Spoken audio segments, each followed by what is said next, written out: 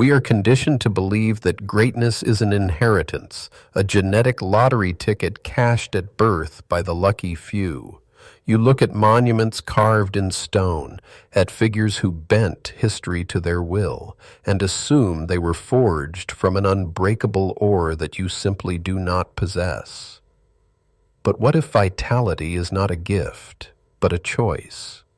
What if the most formidable strength is born not from natural advantage, but from a desperate, calculated rebellion against profound physical inadequacy? We worship the finished product of power, deliberately ignoring the agonizing, bloody process of self-creation that built it. Consider a boy born into privilege but imprisoned by his own biology. Theodore Roosevelt began his life as a fragile, wheezing child suffocating in the grip of severe asthma. Doctors delivered a grim verdict, advising his parents that the boy might not survive the exertion of normal play, let alone the rigors of adulthood. He was a prisoner in a glass cage, observing a vibrant world he was physically barred from entering. His early existence was defined by terror, the nightly fear that his next shallow breath might be his last. This early trauma introduced a profound state of cognitive dissonance, the psychological tension experienced when one's beliefs or ambitions violently contradict their physical reality. His mind was expansive, hungry for adventure and heroic narratives, yet it was trapped within a failing, sickly vessel. This tension demands resolution.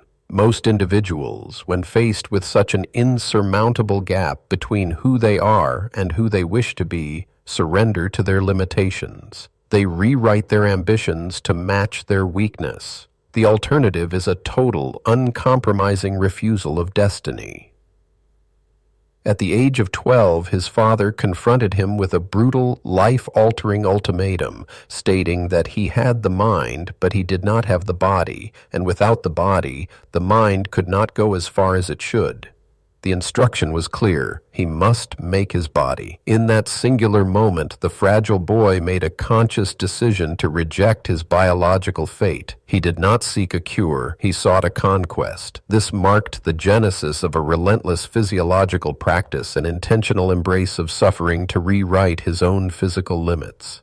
He transformed his bedroom into a gymnasium, lifting weights, expanding his meager chest, and forcing his lungs to adapt to the demands of a punishing regimen.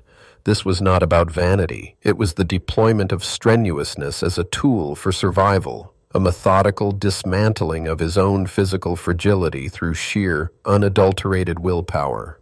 By the time he reached Harvard, the asthmatic child was unrecognizable. He had thrown himself into the most punishing arenas he could find, engaging in competitive boxing, rowing, and wrestling. He sought out opponents who were larger and stronger, absorbing brutal physical punishment not to win medals, but to test the integrity of the armor he was forging.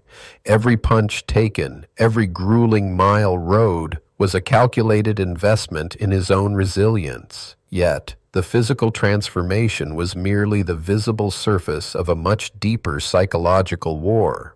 The terror of his childhood asthma had left invisible scars, a lingering shadow of mortality that threatened to paralyze him. To conquer the body was only half the battle. He had to master the primal fear that lived inside it. He was deliberately hunting his own weaknesses, dragging them into the light where they could be systematically destroyed. He was unknowingly practicing a radical form of Stoicism, the ancient philosophy centered on the endurance of pain or hardship without complaint, which focuses entirely on what is within one's control. The Stoic does not pray for an easy life, but for the strength to endure a difficult one. He realized that the world would offer no quarter, and therefore he must become harder than the world. His body was the anvil, and his will was the hammer. The ultimate test of this forged resilience arrived on a single devastating day in 1884. Within the span of 11 hours, his mother succumbed to typhoid fever, and his young wife died of kidney failure shortly after giving birth to their daughter. The twin pillars of his universe collapsed simultaneously. The grief was a physical blow, a catastrophic emotional trauma that threatened to shatter the iron will he had spent over a decade cultivating. He did not retreat to the safety of his privileged New York life to mourn in quiet desperation. Instead, he fled to the Dakota Territory, into the desolate, unforgiving landscape of the Badlands. This was not an escape from reality, but a deliberate plunge into an environment so harsh, so demanding, that it would force him to either disintegrate completely or emerge entirely reborn. He sought salvation in the crucible of extreme hardship. In the freezing mud and blinding blizzards of the frontier, he engaged in profound shadow work, the psychological process of exploring the hidden, darker aspects of the psyche, including grief, rage, and despair, to achieve integration and healing. He rode for days on end, hunting, ranching, and pushing his physical limits until exhaustion silenced the agony in his mind. He was metabolizing his profound tragedy through the relentless, punishing rhythm of frontier survival. The Badlands demanded his complete attention, forcing him to remain anchored in the brutal, immediate present. Through broken bones, stampedes, and standoffs with outlaws, the lingering remnants of the fragile boy were finally burned away. When he eventually returned to the east, the transformation was absolute. He had gone into the wilderness a broken, grieving widower, and he returned a hardened, indomitable force of nature. This journey birthed his defining ethos, what he famously termed the strenuous life. This philosophy was not merely about being busy or seeking chaotic action. It was a deliberate, often uncomfortable practice of engaging with the world to forge a resilient mind and body. It was an outright rejection of the cloistered, easy existence that wealth and status promised. He believed that the highest form of living required constant, voluntary friction. Look closely at your own existence.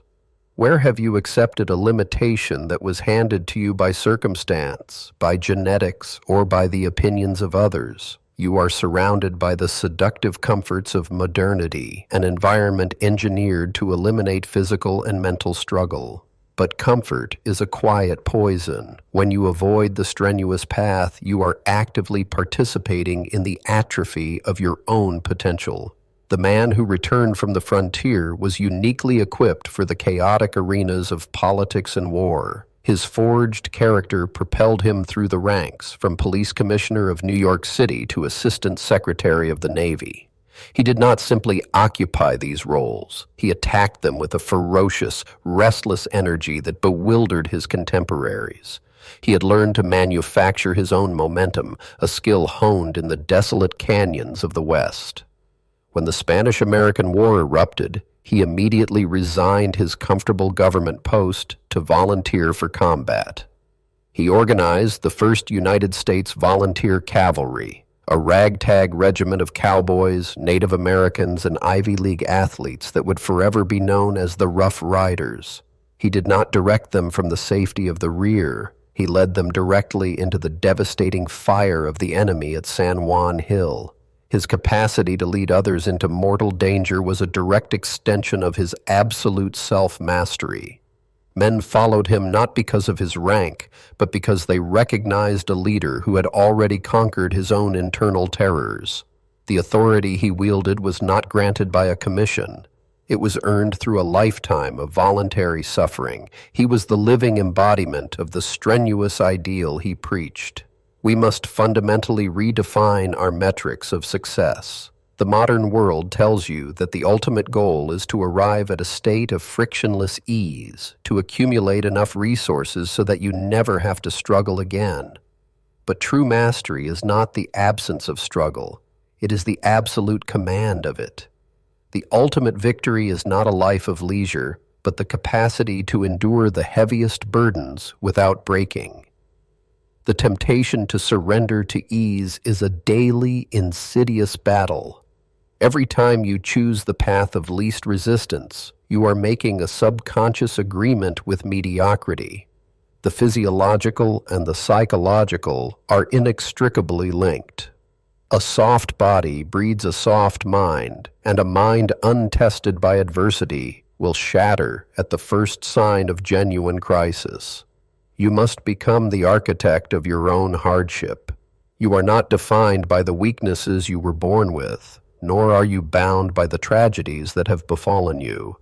The asthmatic child did not have to become the charging cavalry officer, just as you do not have to remain the person you are today. The raw materials of your life, no matter how flawed or broken, can be melted down and recast into something unbreakable. This requires a radical shift in how you view pain and discomfort. They are not enemies to be avoided, but the very instruments of your evolution. The strenuous method dictates that you must actively seek out the challenges that frighten you, the physical and mental loads that make you want to quit. It is only in the crucible of voluntary suffering that true self-knowledge is forged. The legacy of Theodore Roosevelt is not merely a historical footnote. It is a timeless blueprint for self-creation. It proves that the human will, when applied with relentless, punishing consistency, can override almost any biological or circumstantial disadvantage. His life stands as a towering, undeniable testament to the fact that you can literally build yourself from the ground up, transforming your deepest vulnerabilities into your most terrifying strengths. The choice is entirely yours. You can accept the quiet, comfortable decay of the unexamined life, retreating from the harsh winds of reality into a sheltered, fragile existence. Or you can step out into the storm. You can choose the strenuous path, embracing the heavy, agonizing work of forging your own character. The anvil is waiting. Pick up the hammer.